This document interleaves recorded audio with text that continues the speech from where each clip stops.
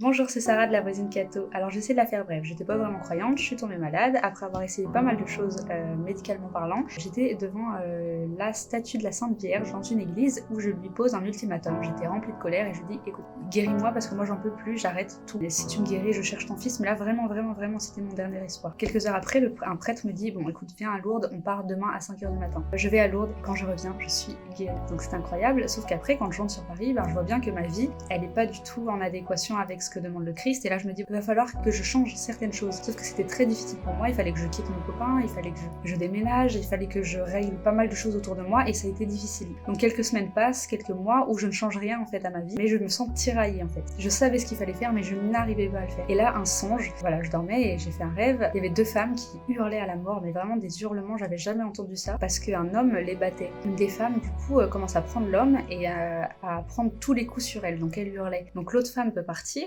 et au moment où elle arrive à la porte, et elle hésite, elle sait pas parce qu'elle entend l'autre et elle est là, elle arrive pas à... Voilà. Et là je me réveille et je me dis ça à tous les coups, ça doit être des souvenirs de ma mère qui s'est fait battre, qui s'est un peu transformée. Là j'entends une voix qui me dit non, c'est pas ta mère, c'est toi.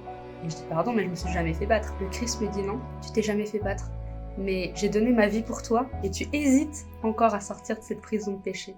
Et là ça a été le début d'un grand chemin qui n'est pas prêt de se terminer.